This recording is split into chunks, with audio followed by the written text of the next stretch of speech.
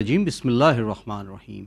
আল্লাহ রহমান রহিমের নামের সঙ্গে আপনাদের সকলের মঙ্গল কামনা করে আপনাদের প্রিয় অনুষ্ঠান, সাপ্তাহিক অনুষ্ঠান মাসাইল জিন্দেগি বাংলায় আমি রওশন আলী নাশাদ আপনাদের সকলকে স্বাগতম জানাই। আশা করি আপনারা সবাই ভালো আছেন এবং সুস্থ আছেন। প্রশ্নের সংখ্যা বেশি হওয়ার জন্য বিনা কোনো ভূমিকায় সরাসরি অনুষ্ঠান শুরু করতে চাই। সুতরাং আসুন আপনাদের প্রশ্নের উত্তর কোরআন ও হাদিস ও আহলে বাইত আলাইহিমুসসালামের শিক্ষার আলোকে নেওয়ার জন্য আমাদের সকলের প্রিয়, জনপ্রিয় এবং জ্ঞানী আলিমে দ্বীন জনাব মাওলানা শেখ সাবির রেজা সাহেব কিবলাকে স্বাগতম জানাই এবং বিনা কোনো ভূমিকায় অনুষ্ঠান শুরু করি। আসসালামু আলাইকুম ওয়া রাহমাতুল্লাহি ওয়া বারাকাতুহু। মাওলানা সাহেব। ওয়ালাইকুম আসসালাম রহমতুল্লাহি ওবরাকাতুহ। মাওলানা সাহেব, আশা করি আপনি আমাদের সকল ভাই বোনের দোয়ায় ভালো আছেন এবং সুস্থ আছেন। আলহামদুলিল্লাহ, শুকরিল্লাহ। রশন ভাই, আপনি কেমন আছেন? আলহামদুলিল্লাহ, আপনার দোয়া আছে এবং সঙ্গে আমাদের ভাই বোন সকলেরও দোয়া আছে। তো দর্শকবৃন্দ, আসুন অনুষ্ঠান শুরু করি। সর্বপ্রথম অডিও মেসেজ প্লে করি, দেখি শুনি কোথা থেকে কে কি জানার ইচ্ছুক বা কার কি প্রশ্ন। সালামু আলাইকুম রহমতুল্লাহি বারাকাতুহু। মৌলানা সাহেব, আমি পূর্ব বর্ধমান থেকে ফাতেমা বলছি। আল্লাহ আপনাকে সমস্ত বালা মুসিবত পরেশানি থেকে দূরে রাখুক। আপনার শরীর অসুস্থ শুনলাম, আপনাকে আল্লাহ পাক পঞ্জতন পাকের ওসিলায় 12 মাসুমিন 14 মাসুমিন 12 ইমাম পাকের ওসিলায় আপনাকে সমস্ত বালা মুসিবত পরেশানি থেকে দূরে রেখে সুস্থতা দান করুক। আমার একটি প্রশ্ন মৌলানা সাহেব, ইয়া রউফ ও ইয়া রহিম ও ইয়া লতিফ ও ইয়া করিম, এই তসবি তিনটি, আল্লাহর নাম তিনটি, একটা তসবি দানায় একবার বলবো, না ইয়া রউফ এক তসবি, ইয়া রহিম এক তসবি, ইয়া লতিফ এক তসবি, ইয়া করিম এক তসবি, এটা পড়বো? এটা একটু বলবেন। আর 105 নম্বর 106 নম্বর সূরা যেটি আপনি বলেন ফরজ নামাজে পড়তে, সেটা যদি ফরজ নামাজে না পড়তে পারি, তা সেটা যদি ফরজ নামাজ পড়ার পর বসে তসবি জাহরা পড়ার পর যদি পড়ি, তাহলে কি সেই স্বভাবটি পাওয়া যাবে যেটি আপনি বললেন? এই প্রশ্নটি আপনি মাশাআল্লাহ জিন্দেগিতে দেবেন। ওয়া আলাইকুম আসসালাম ওয়া রাহমাতুল্লাহি ওয়া বারাকাতুহু। প্রিয় আপা বা বোন, প্রশ্নের মাধ্যমে মাসাইল জিন্দেগি বাংলা অনুষ্ঠানকে সহযোগিতা করার জন্য এবং নিয়মিত উভয় অনুষ্ঠানকে ফলো করার জন্য আমি আপনার ধন্যবাদ জানাই। মাওলানা সাহেব, প্রশ্নের সংখ্যা বেশি হওয়ার জন্য আমি প্রশ্নটাকে রিপিট করব না, সুতরাং আপনি শুনলেন, জি, সুতরাং যদি আপনি সরাসরি উত্তর দেন তাহলে অনেক ভালো হবে। ওয়ালাইকুম আসসালাম রহমতুল্লাহি ওবরাকাতুহ। আমার প্রিয় বোন, আমাদেরকে দোয়ায় স্মরণে রাখার জন্য ধন্যবাদ জানাই। আপনি চারটে যে আল্লাহর নামের বিরত করি আমরা, বা করতে বলা হয়েছে, ইয়া রউফো, ইয়া রহিম, ইয়া লতিফো, ইয়া করিম, জি, এই চারটে নাম একসঙ্গে বলতে হবে। মানে একটা দানা ধরে চারটে নাম বললাম, ইয়া রউফো, ইয়া রহিম, ইয়া লতিফো, ইয়া করিম, তারপরে আবার দ্বিতীয় দানা ধরলাম তসবির, আবার চারটে নাম বললাম। জি। এইভাবে পড়তে হবে না?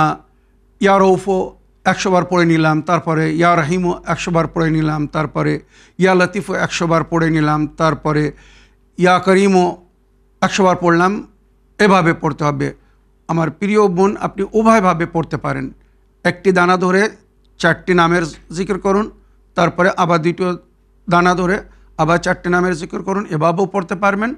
আর ইয়া রউফও ইন্ডিভিজুয়ালি মানে আলাদা পড়তে পারবেন। ইয়া রহিম ও ইয়া করিম ও ইয়া লতিফ সমস্ত নাম 100 বার করে পড়তে পারবেন, কোনো অসুবিধা নেই। আশা করি আপনার প্রথম প্রশ্নে আপনি উত্তর পেয়েছেন। এবারে আপনার দ্বিতীয় প্রশ্ন ছিল পবিত্র কোরআনের চারটে সূরা, মানে 93 নম্বর সূরা এবং 94 নম্বর সূরা, সূরায়ে দোহা এবং সূরায়ে আলম নাশরা নামাজে একসঙ্গে পড়তে হবে। যদি কেউ সূরায়ে দোহা শুরু করে তো তারপরে তাকে সূরায়ে আলম নাশরা পড়তে হবে। ওইরূপ আমার বোন উনি জানতে চেয়েছেন 105 নম্বর সূরা এবং 106 নম্বর সূরা, সূরায়ে ফিল এবং সূরায়ে কোরাইশ। যদি কেউ সূরায়ে ফিল শুরু করে তো তাকে সূরায়ে কোরাইশের সঙ্গে পড়তে হবে। এই দুটো সূরা মিলিয়ে একটা সূরা গণ্য হবে নামাজে, এটাই শরীয়তের হুকুম। এবারে যদি কেউ এগুলোকে মুখস্থ করে নামাজে না পড়তে পারে, তো আমার বোন উনি জানতে চাচ্ছেন যে নামাজের পরে যদি কেউ দুটো সূরা মিলিয়ে পড়ে তো সওয়াব পাবে, অবশ্যই সওয়াব পাবে, কোনো অসুবিধা নেই। নামাজের পরেও যদি আপনি পড়তে চান পড়তে পারবেন। দর্শক বিন্দু, আসুন একটি টেক্সট মেসেজ পড়ি, দেখি কার কি প্রশ্ন বা কোথা থেকে কে কি জানার ইচ্ছুক। আসসালামু আলাইকুম, জনাব মাওলানা সাবির রেজা সাহেব এবং জনাব রওশন আলী নাশাদ সাহেব, নদিয়া জেলা থেকে সুরজ শেখ বলছি। আমাদের নিয়মিত দর্শক সুরজ ভাইয়ের প্রশ্ন, উনি জানার ইচ্ছুক যে একজন অসুস্থ মানুষকে দেখতে যাওয়ার জন্য ইসলামে কতটা গুরুত্ব দিয়েছে এবং একজন অসুস্থ মানুষকে দেখতে যাওয়ার ফজিলত কি কি? ওয়া আলাইকুম আসসালাম ওয়া রাহমাতুল্লাহি ওয়া বারাকাতুহু। প্রশ্নের মাধ্যমে মাসাইল জিন্দেগি বাংলা অনুষ্ঠানকে সহযোগিতা করার জন্য আমি আপনার ধন্যবাদ জানাই। ওয়ালাইকুম আসসালাম ওরহমতুল্লাহি ওবরাকাতুহ। আমার প্রিয় ভাই, শরিয়তে ইসলামে বা নবী করিম সাল্লাল্লাহু আলাইহি সাল্লামের তালিমাতের মধ্যে যেটা জিকির হয়েছে, কোনো অসুস্থ মানুষকে জিয়ারত করতে যাওয়া, দেখতে যাওয়া, তার ইয়াদাত করতে যাওয়া, তার ভালো মন্দ জিজ্ঞেস করতে যাওয়া স্বয়ং আল্লাহর জিয়ারত করতে যাওয়ার সব। রোশন ভাই, এটা কিন্তু খুব বড় কথা, কেননা হাদিসের মধ্যে উল্লেখ হয়েছে অসুস্থ মানুষ যেখানে থাকে আল্লাহ নাকি তার নিকটে থাকে। জি জি, এগুলো রাওয়াতের মধ্যে, এগুলো স্বয়ং নবী করিম সাল্লাল্লাহু আলাইহি ওয়াসাল্লাম যেটা বলেছেন, আমি परिपूर्ण रवायत सुनाते चाहिए। तबरीसी की किताब मकारिमुल अखलाक में पैगम्बर खुदा से एक हदीस नकल की गई जिसके मुताबिक अगर कोई किसी मोमिन की आदत को जाता है तो अल्लाह के हुजूर को वहाँ पाता है। यानी तार माने आगे থেকে আল্লাহ সেখানে আছেন। একটা অসুস্থ ব্যক্তি मोमिन, সবাই না কিন্তু मोमिन যখন অসুস্থ হয় তো अल्लाह তার নিকটে থাকে। अगर उसी दौरान अल्लाह ताला से तलब हाजत किया जाए तो अल्लाह ताला उसकी हाजत को पूरा करेगा। অসুস্থ বিমার ব্যক্তিকে দেখতে গিয়ে যদি কেউ দোয়া করে তো এমন মনে হচ্ছে যে সে সরাসরি আল্লাহর সঙ্গে কথা বলছে, তো আল্লাহ তখন তার দোয়াকে কবুল করেন, তার হাজাতকে পুরো করে দেন। ওইরূপ ইমামে রেজা আলাইহিস সালাম বলেছেন, একজন অসুস্থ মানুষকে যখন কেউ দেখতে যায় তো 70,000 ফেরেশতা তাদের সঙ্গে যায়। এত বড় সওয়াবের কাজ। আর যদি দিনের বেলা দেখতে যায় তো সারা রাত, মানে ফেরেশতারা তার জন্য আল্লাহর কাছে মাগফিরাত তলব করে। রাতের বেলা যদি দেখতে যায় তো যতক্ষণ ভোর না হয় সারা রাত আল্লাহ ফেরেশতারা তার জন্য আল্লাহর কাছে মাগফিরাত তলব করে। এইভাবে রওয়ায়াতের মধ্যে উল্লেখ হয়েছে যে যদি কোনো মুমিন অসুস্থ হয় তো তাকে দেখতে যাও, আর তুমি যদি দেখতে গিয়ে তার ভালো মন্দ জিজ্ঞেস করো আর তাকে সান্ত্বনা দাও তো আল্লাহ রাব্বুল আলামিন এর পরিবর্তে তোমাকে জান্নাত নসিব করবে। এগুলো সব কিন্তু রওয়ায়াতের মধ্যে উল্লেখ হয়েছে। তবে ইয়াদত করতে যখন আমরা যাব, মানে কোনো পেশেন্টকে, অসুস্থ ব্যক্তিকে দেখতে যাব, তো তার কিছু আদব আছে, কিছু সুন্দর শিক্ষা আছে, ইসলামিক তালিমাত। এক, ওখানে গিয়ে অসুস্থ ব্যক্তিকে সান্ত্বনা দাও, তার মনোবলকে বৃদ্ধি করো, এমন কথা বলো যে সে যেন তাড়াতাড়ি সুস্থ হয়ে যায়। মানে অনেক অনেক ব্যক্তিরা আছে তারা মানে অভদ্র, অসুস্থ মানুষের পাশে গিয়ে তার মনোবলকে বৃদ্ধি করার জায়গায় আরও এমন এমন কথা বলে, মানে তোমার রোগ কিন্তু ভয়ঙ্কর রোগ, এই রোগে কিন্তু অনেক মানুষ মারা যায়, তোমাকে খেয়াল করা উচিত ছিল, মানে মন ভেঙে দেওয়া কথা। এগুলো কথা নিষেধ। ডাক্তাররাও বলে এই ধরনের কথা বলবেন না, ইসলামিক তালিম বলছে সেখানে গিয়ে বলো। কত মানুষ অসুস্থ হচ্ছে, প্রাচীন যুগ থেকে কত মানুষ অসুস্থ হয়েছে, আবার আল্লাহ শেফা দিয়েছে। তুমিও চিন্তা করো না, অসুস্থ হয়েছ, ওয়াইজা মারাস্তফা ওয়াশফিন, যখন আমি অসুস্থ হই আল্লাহ আমাকে শেফা দান করে। এইভাবে তাকে সান্ত্বনা দিতে বলা হয়েছে। কোরআনের আয়াতের মধ্যে জিকির রয়েছে যে যখন মানুষ অসুস্থ হয় আল্লাহর কাছে দোয়া করলে আল্লাহ তাকে শেফা দান করে। ডাক্তার, ওষুধ, কবিরাজ এগুলো একটা জরিয়া, ওসিলা, শেফা দেওয়ার মালিক কিন্তু আল্লাহ। তো অসুস্থ ব্যক্তিকে সান্ত্বনা দিতে বলা হয়েছে। তারপরে যখন অসুস্থকে দেখতে যাবেন তো তার জন্য কোনো উপহার নিয়ে যাবেন, খালি হাতে যাবেন না। হয়তো তার মনোনীত পছন্দিত কোনো খাওয়ার জিনিস নিয়ে যান বা তার ব্যবহারের কোনো জিনিস নিয়ে যান, সে যেন ওটাকে দেখে শান্তি পায়, খুশি হয়, তার মনে একটা আনন্দ হয়। ওইরূপ অসুস্থ ব্যক্তির কাছে গিয়ে বেশিক্ষণ বসতে নেই। সে যদি বসতে বলে, অনেক সময় আমাদের কথা শুনতে ভালো লাগে বলে পেশেন্ট বলে আপনি আমার পাশে আরও একটু বসুন, আপনি কিছু বলুন, ভালো লাগছে শুনতে ভালো, তখন বসতে পারি। তাছাড়া বলা হয়েছে অসুস্থ ব্যক্তিকে বিরক্ত করো না, মানে তার সঙ্গে অনেক অনেক সময় গিয়ে সেখানে বেকার কথা বলে, সময় নষ্ট করে, আর অসুস্থ ব্যক্তি আরও অসুস্থ হয়, কষ্ট পায়। এগুলো শরীয়তে মানা। আর মহব্বতের একটা পরিচয় এখানে দেওয়া হয়েছে রোশন ভাই রওয়ায়াতের মধ্যে, অসুস্থ ব্যক্তির প্রয়োজনীয় মদত করো। সে অসুস্থ, এখন আয় করতে পারছে না, তার উপায় নেই, তো আমাদের এখানে সমাজে আমরা দেখেছি রোশন ভাই বিয়ে শাদিতে বড় বড় লেফাফা দেয়, অনেক পয়সা দেয়, হয়তো সেই সময় তার অত প্রয়োজন হয় না এক অসুস্থ ব্যক্তির যত প্রয়োজন হয়। তাই আমাদেরকে বলা হচ্ছে তার ওষুধ কেনার জন্যে বা তার পানাহার, সে যেন ফল পাকড় কিছু কিনে খেতে পারে, এই জন্য অল্প হলেও তাকে পয়সা দিয়ে এসো। এখানে এটা দেখো না যে এখন সে কি অবস্থায় আছে, হয়তো বাড়িতে সে ভালো অবস্থায়, কিন্তু এখন সে অসুস্থ, তার প্রয়োজন হিসেবে তার সাহায্য করো, এগুলো ইসলামিক আদবে। তারপরে অসুস্থ ব্যক্তির সঙ্গে মহব্বত বা ভালোবাসার একটা পরিচয় দিতে বলা হয়েছে বা ব্যবহার করতে বলা হয়েছে। রওয়ায়াতের মধ্যে এই যে কথাগুলো বললাম, এগুলো উল্লেখ করার পরে বলছে বা রওয়ায়াত বলছে, যদি কেউ অসুস্থ ব্যক্তিকে দেখতে যায় আর তার সঙ্গে এইভাবে নেকি করে, তো আল্লাহ এই নেকির পরিবর্তে তাকে বেহেশতে এমন সুন্দর স্থান দান করবে যা সে স্বপ্নও ভাবতে পারে না। তো আমার প্রিয় ভাই সুরাজ শেখ সাহেব, বিমার ব্যক্তিকে, অসুস্থ ব্যক্তিকে দেখতে যাওয়া শরিয়ত ইসলামের সুন্নতে মুআক্কাদা, মানে এটা এক মুসলমান ভাইয়ের হক অন্য এক মুসলমান ভাইয়ের। আপনার আত্মীয় স্বজন যদি অসুস্থ হয় তো দেখতে তো যেতেই হবে। তাছাড়া যদি সাধারণ মমিন ঠিক প্রতিদিন মসজিদে আসতো, প্রতিদিন ইমাম বাড়িতে আসতো, হঠাৎ একদিন দুদিন আসতে না, আমরা জিজ্ঞেস করলাম, ভাই মমিনটা তো দেখা যাচ্ছে না। আর কেউ বললো, মাওলানা সাহেব উনি অসুস্থ। আমাদের কর্তব্যকে সঙ্গে সঙ্গে তার খবর নিতে যাওয়া, ঠিক অসুস্থ মানুষকে দেখতে যাওয়া, এটাই মমিনের হক, মনে রাখবেন, এটা ফরজ হক। মাওলা ইমাম জাইনুল আবদিন আলাইহিস সালাম যে রিসালাতুল হুকুক বলেছেন, তার মধ্যে প্রতিবেশীর হক, আত্মীয় স্বজনদের হক, সাধারণ মমিনের হক, ওখানে এগুলো জিকির হয়েছে। যদি অসুস্থ হয় তো তার ইয়াদত করতে যাও, তাকে দেখতে যাও এবং প্রয়োজন হিসেবে তার সহযোগিতা করো। শুধু দেখতে যেও না, তার মনোবলকে বৃদ্ধি করো, তার প্রয়োজন হিসেবে তার মদতও করো। তো আমার প্রিয় ভাই, আশা করি আপনার প্রশ্নের উত্তরে যে এই যে 2-4 মিনিট বললাম, এর থেকে আপনি বা আমার সমস্ত দর্শক মিত্ররা শিক্ষা লাভ করবেন বা শিক্ষা লাভ করেছেন। আর এইভাবে যদি আপনাদের পরিবেশে, আপনাদের সমাজে বা আপনার আত্মীয় স্বজনদের মধ্যে কেউ অসুস্থ হয়, তো তাকে অবশ্যই দেখতে যাবেন, তার মনোবলকে বৃদ্ধি করবেন এবং প্রয়োজন হিসেবে তার সহযোগিতা করার চেষ্টা করবেন। প্রিয় দর্শক ও শ্রোতা মণ্ডলী, আসুন আরেকটি ভয়েসমেল শুনি, দেখি কার কি প্রশ্ন।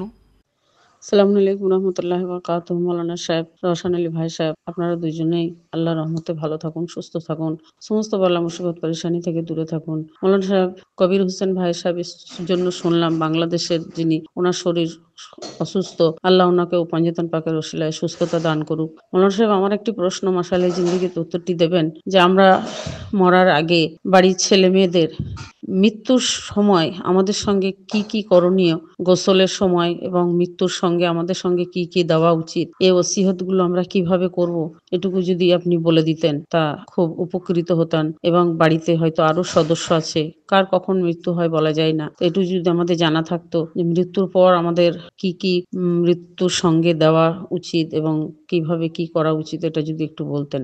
ওয়ালাইকুম আসসালাম ওরহমতুল্লাহ ওবরকাত। প্রশ্নের মাধ্যমে মাসাইল জিন্দেগি বাংলা অনুষ্ঠানকে সহযোগিতা করার জন্য আমি আপনার ধন্যবাদ জানাই। ওয়ালাইকুম আসসালাম রহমতুল্লাহ ওবরাকাত। আমার প্রিয় বোন বা আপা, আপনার ভয়েসমেলের জন্য ধন্যবাদ জানাই। তবে আপনি যে বিষয়ে জানতে চেয়েছেন, যদি আমি এ বিষয়ে বিস্তারিত আলোচনা করি বা করতে চাই, এর জন্য অনেক সময় প্রয়োজন। আমার মনে হয় পুরো একটা এপিসোড কম পড়বে। মনে রাখবেন, মৌতের জন্য আমাদেরকে কিভাবে তৈয়ারি করতে হবে, কিভাবে প্রস্তুতি নিতে হবে।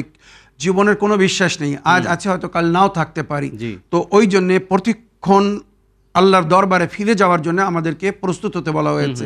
যদি আমি বিস্তারিত আলোচনা করতে চাই, এর জন্য অনেক সময়ের প্রয়োজন, তাই আমি ক্ষমা চাই। আপনি যদি পুনরায় ইসলামিন বাংলাতে প্রশ্ন রাখেন যে, মৌলানা সাহেব, মৃত ব্যক্তির সঙ্গে সঙ্গে বা যদি আমরা দেখি কেউ মারা যাচ্ছে, তো আমাদের কি কর্তব্য, বা যে বুঝতে পারবে যে আমার যাওয়ার সময় এসে গেছে, তার নিজের কি কর্তব্য, এ বিষয়ে ইসলামিন বাংলায় বিস্তারিত আলোচনা করুন। তা আমি ইনশাল্লাহ পুরো একটা এপিসোড এ বিষয়ে করব, আল্লাহ যদি তৌফিক দান করে, আল্লাহ যদি হায়াত দান করেন। প্রিয় দর্শক বিন্দু, আসুন আরেকটি টেক্সট মেসেজ পড়ি বা লিখিত চিঠি পড়ি, দেখি কার কি প্রশ্ন। সালামুন আলাইকুম রহমতুল্লাহ ওবরকাত। আমাদের আরেকজন নিয়মিত দর্শক প্রশ্ন করছেন, মৌলানা সাহেব, উনি জানতে চাচ্ছেন যে কারোর নামে মিথ্যা অপবাদ দিয়ে লোকের নজরে কাউকে ছোট্ট করা কেমন আমল? এই ধরনের মানুষের পরকালে কি শাস্তি হবে?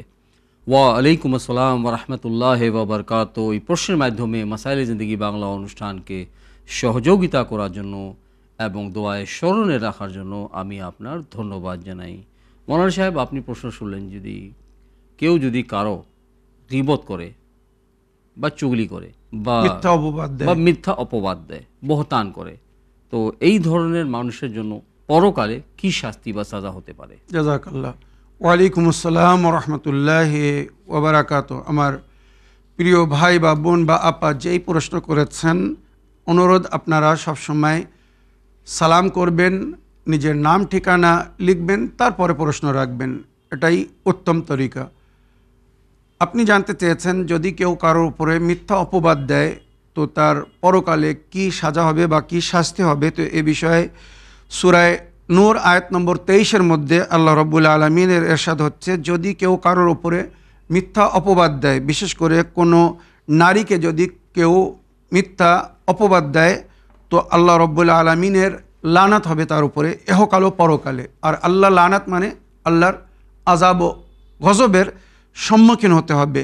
ওইরূপ ইমামে রাজা আলাইহিস সালাম বা নবী করিম সাল্লাল্লাহু আলাইহি ওয়াসাল্লাম বা নবীর আহলে বায়াত বলেছেন, কারোর উপরে কেউ যদি মিথ্যা অপবাদ দেয় আর ওইভাবে তার সম্মানকে আঘাত করার চেষ্টা করে তো পরকালে আল্লাহ রাব্বুল আলামিন এই দুনিয়ায় সে মিথ্যা অপবাদ শুনে যে কষ্ট পেয়েছে বা তাকে যদি মানুষ কষ্ট দিয়ে থাকে মিথ্যা অপবাদের কারণে, তো সেই সময়ের হিসাবে 10 গুণ বেশি করে তাকে পরকালের আযাবে লিপ্ত করে দেওয়া হবে।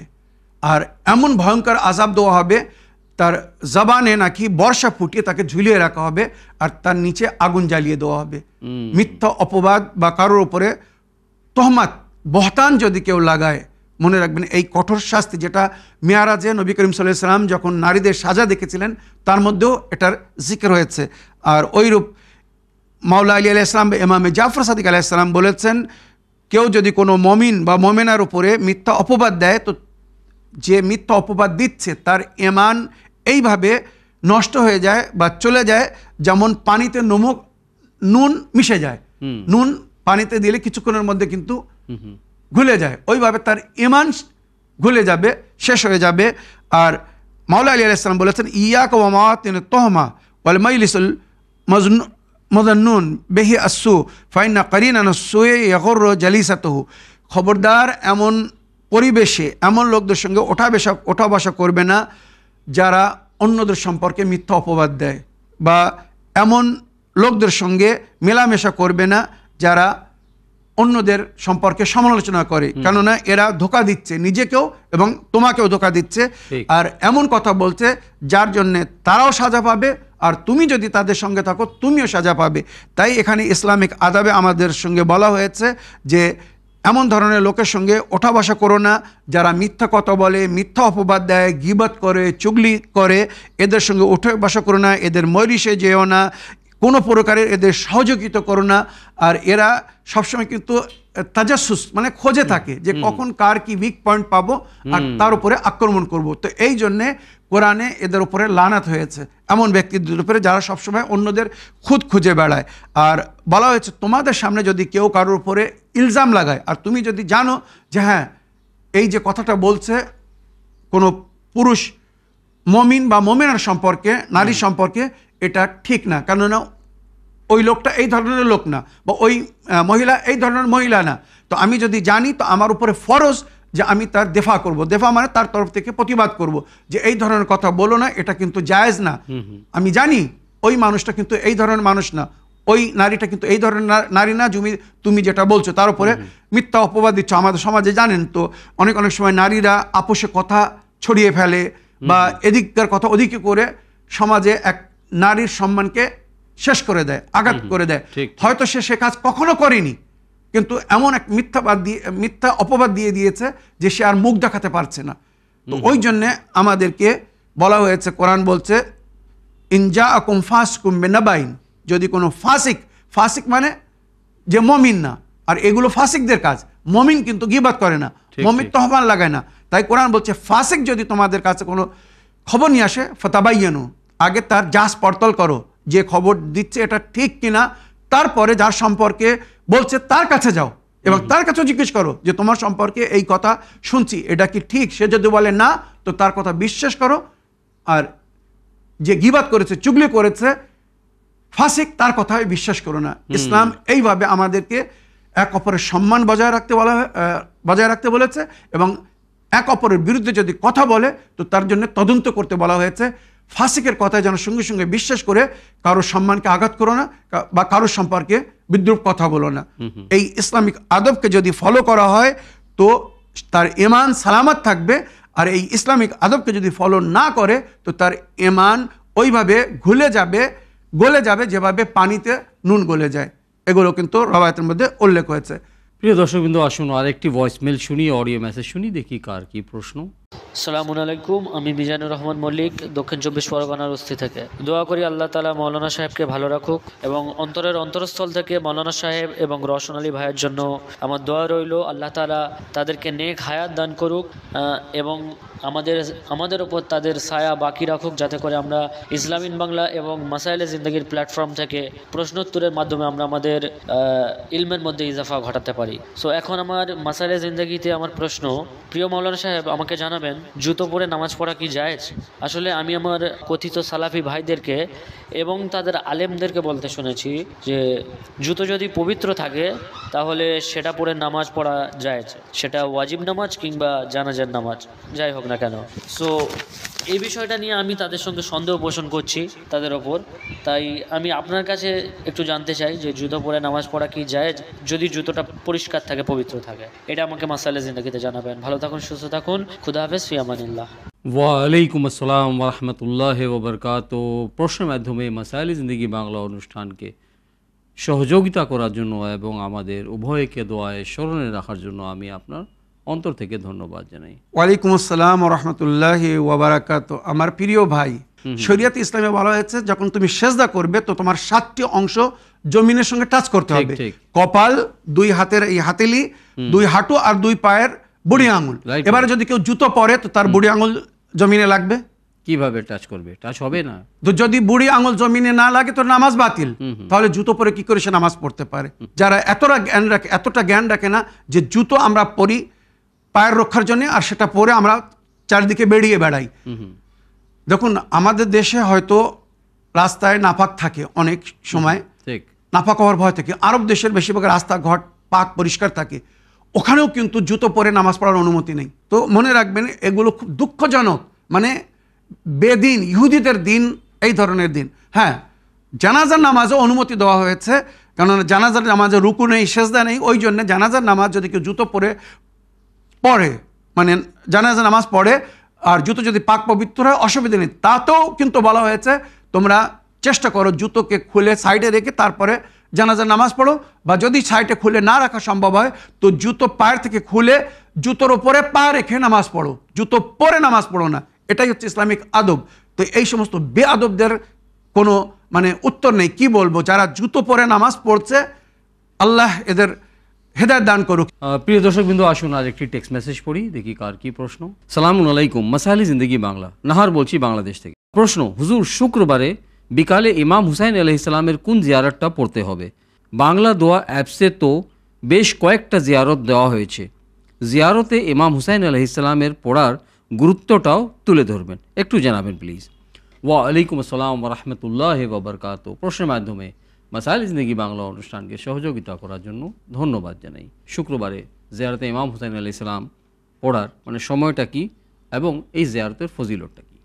ওয়ালাইকুম আসসালাম রহমতুল্লাহ বারাকাত। আমার প্রিয় বোন, শুক্রবারের দিন আসরের সময় জিয়ারতে আশুরা পড়তে বলা হয়েছে, যে সময় ইমাম হুসাইন আলাইহিস সালামকে হত্যা করা হয়েছিল, শহীদ করা হয়েছিল। 10 মুহররম আশুরার দিন আসরের সময়, শুক্রবারের দিন ছিল, আসরের সময় ইমাম হুসাইন আলাইহিস সালামকে শহীদ করা হয়েছিল। তাই ওই জন্য আমাদের গুরুজনরা, আরেফিনরা বা ইমামরা বলেছেন, পরের ইমামরা, শুক্রবারের দিন আসরের সময় ইমাম হোসেনকে স্মরণ করো ওনার জিয়ারতের মাধ্যমে। তাই ওই সময় জিয়ারতে আশুরা পড়তে বলা হয়েছে। আর জিয়ারতে আশুরা পড়ার পরে 2 রাকাত নামাজে জিয়ারত পড়ে ইমাম হোসেনকে হাদিয়া করতে বলা হয়েছে। আর তারপরে দোয়ায় আলকামা পড়তে বলা হয়েছে। আর ইমাম হোসেন আলাইহিস সালাম বা শহীদদেরকে যারা কাতল করেছিল, কাতিলিনে ইমাম হোসেন আলাইহিস সালামের উপরে লানত করতে বলা হয়েছে। তারপরে নিজেদের জন্য দোয়া করতে বলা হয়েছে, মনে রাখবেন। আর জিয়ারাতে আশুরার ফজিলত আমি বহুবার বর্ণনা করেছি, আপনারা বারবার শুনেছেন। জীবন বৃদ্ধি হয়, বালা মুসিবত থেকে রক্ষা পাওয়া যায়, আল্লাহ রুজিতে বরকত দান করেন, সুস্থতা দান করেন, ইমাম হোসেন আলাইহিস সালামের শেফাত নসিব হবে। বা খুদ ইমাম হোসেন আলাইহিস সালাম বলেছেন, মানজারানি জুরতুহু ফি কবরে, যে আমার জিয়ারত করবে আমি তার কবরে তার জিয়ারত করব, তার শেফাত করব। জিয়ারতে আশুরার শেষ অংশে যেটা আমরা বলি আল্লাহুম্মা রযুকনি শাফাআতাহু ইয়াউমুল উরুদ, আল্লাহ আমাকে সেই সময় ইমাম হোসেন আলাইহিস সালামের শেফাত নসিব করবেন যখন আমাকে কবরে নামানো হবে। তো প্রথম দিন যখন আমাকে কবরে নামানো হবে সেই সময় ইমাম হোসেন আসবেন ওখানে আর আমাদের শেফাত করবেন। তো এর চেয়ে তো বড় ফজিলত কি হতে পারে? আরও অনেক ফজিলত যেগুলো আমি কয়েকবার বলেছি, বিশেষ করে আশুরার দিনের আমালের মধ্যে আপনারা শুনতে পারেন, বা গত কিছুদিন আগেই কারোর প্রশ্নের উত্তরে আমি জিয়ারতে আশুরার কি কি ফজিলত বা কখন কিভাবে পড়তে হবে সব আলোচনা করেছি। তো আমার প্রিয় বোন, আশা করি আপনি সেগুলো শুনেছেন, আর নইলে এপিসোড দেখে শুনে আশা করি এর থেকে লাভবান হবেন। প্রিয় দর্শক ও শ্রোতা মণ্ডলী, আসুন আর একটি ভয়েসমেল শুনি। সালামু আলাইকুম, আমি শরীফ শেখ বলছি কলকাতা নিউটাউন থেকে। আশা করি ভালো আছেন, আল্লাহ আপনার ভালো রাখুক। চ্যানেল উইনের কাছে যা শিখেছি, যা জানতে পেরেছি, আলহামদুলিল্লাহ সব পরিবর্তন হয়েছে। এমন কোনো প্রশ্নের উত্তর চ্যানেল উইন দেননি, এমন কোনো রেকর্ড নাই। যেসব রেকর্ড তৈরি করেছেন মাওলানা রেজা সাহেব, তাতে ব্যাধি মুক্ত বলুন, দোয়া দরুদ বলুন, চলার পথ বলুন, খাওয়ার পথ বলুন, সমস্ত কিছু জিনিস আমরা শিখতে পেরেছি। আলহামদুলিল্লাহ অনেক নতুন সদস্য বেড়েছে, তিনারা প্রশ্ন করছে, ভালো লাগছে। আমার এই প্রশ্নটা মাসাইলে জিন্দেগিতে দিলেও হয়, এবং যেটা ভালো হবে আপনারা সেটা করবেন। ঈসা আলাইহিস সালামকে আল্লাহ পাক উঠিয়ে নেওয়ার পরে যে গ্যাপ, এই গ্যাপের মধ্যে ইসলামের নেতৃত্ব কে দিয়েছিলেন, কার উপরে দায়িত্ব পড়েছিল, এবং কিভাবে সেই নেতৃত্ব এবং সেই দায়িত্ব এবং সেই পরিচালনা করতেন, এই নিয়ে বিস্তারিত আলোচনার জন্য মাসাইলে জিন্দেগিতে অনুরোধ রাখলাম। কারণ আল্লাহর দূত তো একটা থাকবে, নাহলে তো গ্যাপ নাই। তো সেটা কিভাবে হয়েছিল এই নিয়ে বিস্তারিত আলোচনা করার জন্য মাসাইলে জিন্দেগিতে অনুরোধ রাখলাম। আসসালামু আলাইকুম রহমতুল্লাহ বারাকাতুহু। ওয়ালাইকুম আসসালাম ওরহমতুল্লাহি ওবরকাতুহু। সুন্দর ফিডব্যাকের মাধ্যমে এবং প্রশ্নের মাধ্যমে মাসাইলে জিন্দেগি বাংলা অনুষ্ঠানকে সহযোগিতা করার জন্য আমি আপনার ধন্যবাদ জানাই। ঈসা আলাইহিস সালাম থেকে নিয়ে আখরি নবী সাল্লাল্লাহু আলাইহি ওয়াসাল্লাম পর্যন্ত 570 বা 550 বছরের ডিফারেন্স, একটি গ্যাপ ছিল। তো এই ওনার মানে প্রশ্ন হচ্ছে যে গ্যাপটার মধ্যে বা এই গ্যাপটার মাঝখানে কোন নবী বা ইমাম বা খলিফা বা আল্লাহর নুমাইন্দা ছিলেন যিনি নাকি মানে উম্মতের মানে গাইড করেছিলেন? জাযাকাল্লাহ, সুন্দর। ওয়ালাইকুম আসসালাম ওয়া রাহমাতুল্লাহি ওয়া বারাকাতুহু।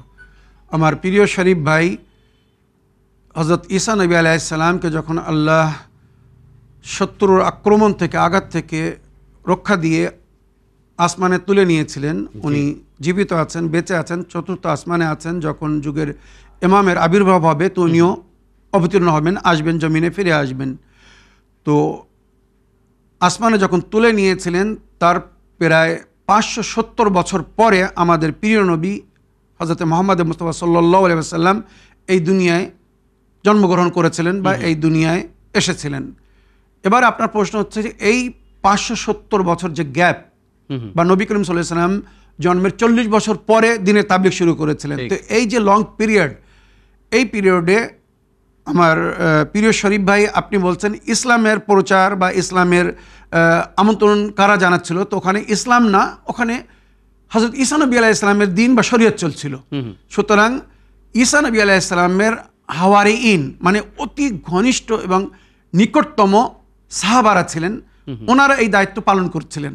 কারণ ঈসা নবী আলাইহিস সালাম বিয়ে শাদী করেনি, ওনার কোনো সন্তানাদি ছিল না যে তারা ওই দায়িত্ব পালন করবে, বা সেই সময় আল্লাহর তরফ থেকে কাউকে নবী বা হযরত ঈসা আলাইহিস সালামের প্রতিনিধি রূপে নিযুক্ত করা হয়নি। হ্যাঁ, ঈসা নবী আলাইহিস সালাম পর্দা নেওয়ার আগে মানে আসমানে যাওয়ার আগে উনি নিজের খুব নিকটতম, যেমন নবীর জন্য নবীর আহলে বাইত, ওইরূপ ঈসা নবী আলাইহিস সালামের কিছু সাহাবারা ছিলেন যারা সমস্ত রাজ রহস্য জানতেন, এবং ঈসা নবী আলাইহিস সালাম ওনাদের সঙ্গে সমস্ত আল্লাহর রাজ বলতেন, তাদেরকে দায়িত্ব দিয়ে গিয়েছিলেন। তো রওয়ায়াত হিসেবে ঈসা নবী আলাইহিস সালামের পরে নাকি 70 বছর, যেটা রওয়ায়াতে 70 বছর, খুব বেশি 100 বছর এনারা বেঁচে ছিলেন এবং এনারা উম্মতকে গাইড করেছিলেন।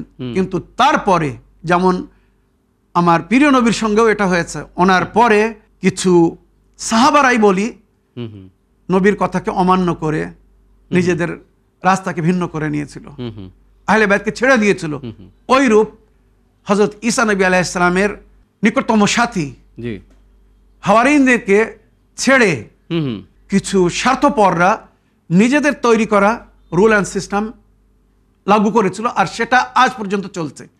পুরো সিস্টেমকে কিন্তু ওরা পরিবর্তন করে দিয়েছিল। তাই অরিজিনাল এবং অথেন্টিক ইঞ্জিল তুলে দেখুন, প্রাচীন ইঞ্জিল যেগুলো বড় বড় লাইব্রেরির মধ্যে রাখা আছে রশন ভাই, বর্তমান খ্রিস্টান ধর্মের যে রুল অ্যান্ড সিস্টেম মিল খাচ্ছে না। কারণ আল্লাহ নবী কিন্তু কোনো ভুল শিক্ষা দেননি। আল্লাহ নবী সবসময় নিজের উম্মতকে, আল্লাহর বান্দাদেরকে সঠিক শিক্ষা দিয়েছিলেন। আর ওই ঈসা নবী আলাইহিস সালাম পর্দা নেওয়ার আগে, দুনিয়া থেকে যাওয়ার আগে উনি খবর দিয়েছিলেন, যেটা সূরা সাফের আয়াত নম্বর 6 এর মধ্যে জিকির হয়েছে, ইন্নী রাসূলুল্লাহ ইলাইকুম।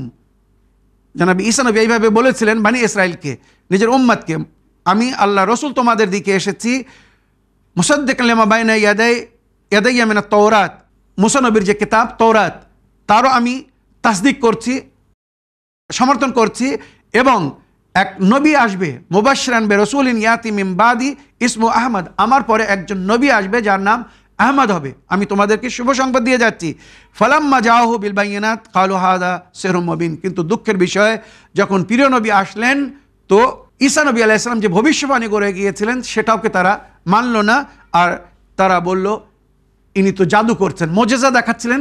আর খ্রিস্টানেরা বা ইহুদিরা কি বলছিল, ইনি জাদু করছেন, সুতরাং এর কথা শোনা যাবে না। ওই জন্য তারা প্রিয় নবীকে আহমদ যার নাম ছিল, আর জমিনে জানার নাম মুহাম্মদ মুস্তাফা সাল্লাল্লাহু আলাইহি সাল্লাম রাখা হয়েছিল। ইহুদ ও নাসারারা কিন্তু নবীকে অ্যাকসেপ্ট করেনি, মানেনি। এটা প্রমাণ যে তারা নিজের নবীকেও মানেনি, কারণ ঈসা নবী আলাইহিস সালাম তাদেরকে বলে গিয়েছিলেন। তো যদি তারা ঈসা নবীকেও মানতো তো তারা আমাদের নবীকেও মানতো। কিন্তু দুঃখের বিষয়, তারা ঈসা নবীকেও যখন অন্তর থেকে মানেনি, তো ওই জন্যে ঈসা নবী আলাইহিস সালামের ভবিষ্যবাণী আমাদের নবীর সম্পর্কে তারা সেটাকেও অ্যাকসেপ্ট করেনি। তো আমার প্রিয় শরীফ ভাই, যেমন ঈসা নবীর পরে ঈসা নবীর উম্মত নবীর দিনকে পরিবর্তন করে দিয়েছিল, ওইরূপ আমার নবী মানে প্রিয় নবী উনিও বলেছিলেন, ভবিষ্যবাণী করেছিলেন আই আলী এবং বিশেষ সাহাবাদেরকে নিয়ে, যেমন ঈসা নবীর উম্মত ঈসা নবীর পরে ঈসা নবীর দিন, ধর্ম, মাযহাবকে, শরীয়তকে, রুল অ্যান্ড সিস্টেমকে পরিবর্তন করে দিয়েছে, ওইরূপ আমার পরে আমার উম্মতের কিছু দুষ্কর্মীরা হবে যারা আমার দিনের মধ্যে পরিবর্তন ঘটাবে। এগুলো কিন্তু সব ভবিষ্যবাণী নবী করে গেছেন, অথেন্টিক রওয়ায়াতের মধ্যে যার জিকির হয়েছে, পরিবর্তন ঘটাবে। ওই সময় তোমরা আলীর সঙ্গে থাকবে, কেননা আলী তোমাদেরকে পথভ্রষ্ট হতে দেবে না, বা আলী কাউকে পথভ্রষ্ট করবে না। যদি পুরো বিশ্বকে এক পথে দেখো আর আলীকে আরেক পথে দেখো, তো তোমরা ওই পথে যেও যে পথে আলীকে দেখবে। এইভাবে ক্লিয়ারলি রওয়ায়াতের মধ্যে উল্লেখ হয়েছে। তো আমার প্রিয় শরীফ ভাই, আশা করি আপনার প্রশ্নের আপনি উত্তর পেয়েছেন বা বাস্তব এবং হকিকতকে বুঝতে পেরেছেন। প্রিয় দর্শকবৃন্দ, আসুন আরেকটি টেক্সট মেসেজ পড়ি বা লিখিত চিঠি পড়ি, দেখি কার কি প্রশ্ন। আসসালামু আলাইকুম, আমি জুলেখা খাতুন, দক্ষিণ 24 পরগনা জেলা উস্তি থেকে বলছি। আমার কোশ্চেন হলো, আমার অনেক সময় মনে হয় যে একটা ঘটনা আমার সাথে ঘটলো, পরেই আমার মনে হয় যে এই ঘটনা এর আগেও আমার সাথে ঘটেছে। এটা আমার ফ্রেন্ডকে বলেছিলাম, ও বলল এটা নাকি ওরও মনে হয়। তো আমার মনে হয় এটা রুহের জগতের কোনো কানেকশন। এটা কি রুহের জগতের কোনো কিছু? আমার কোনো ভুল ত্রুটি হলে মাফ করবেন। ওয়া আলাইকুম আসসালাম ওয়া রাহমাতুল্লাহি ওয়া বারাকাতুহু। প্রশ্নের মাধ্যমে মাসাইল জিন্দেগি বাংলা অনুষ্ঠানকে সহযোগিতা করার জন্য আমি আপনার ধন্যবাদ জানাই। মৌলানা সাহেব, আপনি প্রশ্ন শুনলেন, তো এরকম মানে ফিলিংটা বা এরকম সময়টা কেন আসে? এটা কি ধরনের মানে সিচুয়েশন বা মেন্টাল কন্ডিশন? ওয়ালাইকুম আসসালাম রহমতুল্লাহি ওয়া বারাকাতুহু। রোশন ভাই, এ বিষয়ে ইসলামে কিন্তু একটা ভিন্ন মত আছে, তবে এ বিষয়ে আমি আমাদের ইসলাম ছাড়া অন্য ধর্মগুরুদের কথা শুনেছি। ওনারা বলে যে মানুষ মরার পরে আবার পুনর্জন্ম নেয়। মানে এখন একজন এই দুনিয়ায় আছে, হয়তো সে মারা যাচ্ছে, আবার কিছুদিন পরে সে আবার অন্য কোনো মায়ের গর্ভে জন্ম নিবে। তো এই ধরনের কথা তাদের কথা হয় যে এই যে জন্মে যা কিছু করে যাচ্ছি, আবার যখন দ্বিতীয়বার জন্ম নেব তো আমাদের রুহের একটা কানেকশন থাকে। আমাদের রুহ এই যুগে থেকে যে ঘটনাগুলো ঘটিয়েছে বা ঘটেছে আমাদের জীবনে, পরকালে নাকি অনেক সময় সেম ঘটনা ঘটে আর মনে পড়ে যে এমন মনে হয় যেন আমার সঙ্গে এর আগে এই ঘটনা ঘটেছে। এগুলো কিন্তু অন্য ধর্মের কথা, ইসলামের কথা না। মনে রাখবেন, এই যে পূর্ণ জীবন এই দুনিয়ায়, এগুলো অন্য ধর্মের কথা। ইসলাম বলছে এই দুনিয়ায় আমরা যখন জন্ম নিয়েছি, মারা যাব, পুনরায় আমাদেরকে একবার সুযোগ দেওয়া হবে, কখন? যখন যুগের ইমামের আবির্ভাব হবে, জোহর করবেন সবাইকে না, কিন্তু জালিম এবং মজলুমকে তোলা হবে। যারা দোয়ায় আহাদ পড়ে, যুগের ইমামকে প্রতিদিন স্মরণ করে আর বলে যে আল্লাহ ইমামের জোহর করুন, আমি যেন ওনার সঙ্গী বা সাথে হতে পারি, অন্যায়ের বিরুদ্ধে ওনার সাথ দিতে পারি, দোয়ায় আহাদে এইগুলো জিকির হয়েছে। তো এরা নাকি যখন ইমামের জোহর হবে তো এদেরকে জীবিত করা হবে, বা ইমাম এদের কবরে গিয়ে এদের নাম ধরে ডাকবেন আর আল্লাহ তাকে রূহ দান করবে আর সে পুনরায় ফিরে আসবে। কিন্তু এর আগে মরার পরে কেউ এই দুনিয়ায় ফিরে আসবে বা ফিরে এসেছে, ইসলামের মধ্যে এমন কোনো ঘটনা নেই। কিন্তু পরিষ্কার বলছে, হ্যাঁ, ইমাম নবীরা যে সমস্ত মুজিজা দেখিয়েছেন, যেমন ঈসা নবী মৃতকে জীবিত করে দিতেন, একজন মারা গিয়েছে তাকে সঙ্গে সঙ্গে জীবিত করতেন, হযরত ঈসা নবী আলাইহিস সালাম সঙ্গে সঙ্গে জীবিত করে দিতেন, এগুলো মুজিজার মধ্যে ছিল। বা মাওলা আলী আলাইহিস সালামের সম্পর্কে যেগুলো পাওয়া যায়, সঙ্গে সঙ্গে জীবিত করতেন। কিন্তু কবরে দাফন করার পরে তাকে জীবিত করে আবার বাইরে নিয়ে আসা, এগুলো কিন্তু ঘটেনি বা আমরা দেখিনি, মনে রাখবেন। এবারে আমি আপনার প্রশ্নের সারাংশ বা উত্তর হিসেবে বলতে চাই, এটা হয়তো অনেক অনেক সময় আমাদের ধপন ইচ্ছাও হতে পারে, আমাদের মনে এই ধরনের কথা হতে থাকে, ব্রেনের মধ্যে এই ধরনের জিনিস চলতে থাকে। তো এমন মনে হয় যে মানে এটাকে আমরা বলি সাইকোলজিক্যাল, অনেক অনেক সময় এই ধরনের জিনিস আমাদের মনের মধ্যে হতে থাকে আর মনে হয় যে এমন আগে ঘটেছিল, বাস্তব কিন্তু না। তবে রুহের দুনিয়া মানে আলামে আরওয়াহ আর প্র্যাকটিক্যাল দুনিয়ার মধ্যে একটা কানেকশন আছে। হয়তো আলামে আরওয়াহ আপনি যখন ছিলেন তখন এক ঘটনা ঘটেছিল রুহের দুনিয়ায়, সেটা হয়তো এখন বাস্তব হচ্ছে। এই বিষয় নিয়ে যদি আমি আলোচনা করি তো অনেক সময়ের প্রয়োজন আছে। বিশেষ করে আলামুল আরওয়াহ নামক একটি বই আছে, মানে রুহের দুনিয়া। তো ওখানে অনেক কিছু কথা বলা হয়েছে যেটা মাসালে জিন্দেগিতে বলা সম্ভব না, তাই আশা করি কিছু মনে করবেন না, আপনি এ বিষয়ে বিশেষজ্ঞ ব্যক্তিদের কাছে সম্পর্ক করতে পারেন। আশা করি আপনার প্রশ্নের আপনি উত্তর পেয়েছেন। মৌলানা সাহেব, আমি দুঃখিত যে অ্যাকচুয়ালি প্রশ্নের সংখ্যা অনেক বেশি হওয়ার জন্য অনেক ফর্ম্যালিটিস ছিল বা অনুষ্ঠানের যেটা সৌন্দর্যটা সেটা আজকে হয়তো মেনটেন করার জন্য আমি অসক্ষম ছিলাম। আপনি সকলের প্রশ্নের উত্তর, আমাদের ভাই বোনের প্রশ্নের উত্তর কোরআন ও হাদিস ও আহলে বাইত আলাইহিমুসসালামের শিক্ষার আলোকে দিয়েছেন। আমি আপনার ধন্যবাদ জানাই এবং সঙ্গে আগ্রহ করি যে ইনশাআল্লাহ আপনি আবার আসবেন আগামী অনুষ্ঠানে অংশগ্রহণ করে এইভাবে সকলের প্রশ্নের উত্তর কোরআন ও হাদিস ও আহলে বাইত আলাইহিমুসসালামের শিক্ষার আলোকে দেওয়ার জন্য চেষ্টা করবেন। অবশ্যই রওশন ভাই, আল্লাহর কাছে দোয়া করি আপনারাও দোয়া করবেন যেন আমরা সুস্থ থেকে যেভাবে অনুষ্ঠানকে চালিয়ে যাচ্ছি এভাবে যেন এটাকে কন্টিনিউ বা জারি রাখতে পারি। আপনারা নিজেদের মতামত, ফিডব্যাক এবং প্রশ্নের মাধ্যমে আমাদের উভয় অনুষ্ঠান ইসলামের বাংলা এবং মাসাইলে জিন্দেগি বাংলাকে সহযোগিতা করতে থাকুন এবং উভয় ভাইকে, আমাকে এবং রওশন ভাইকে দোয়াতে স্মরণে রাখুন। তো প্রিয় দর্শকবৃন্দ ও শ্রোতা মণ্ডলী, এই বলে আজকের অনুষ্ঠান শেষ করার জন্য আপনাদের সকলের কাছে অনুমতি চাই। ইনশাআল্লাহ আশা করি আগামী অনুষ্ঠানে আপনাদের সকলের সঙ্গে আবার সাক্ষাৎ হবে নতুন নতুন প্রশ্ন নিয়ে, নতুন নতুন মাসলা মাসাইল নিয়ে। শুকরিয়া ও ধন্যবাদ। সালামুন আলাইকুম ওয়া রাহমাতুল্লাহ।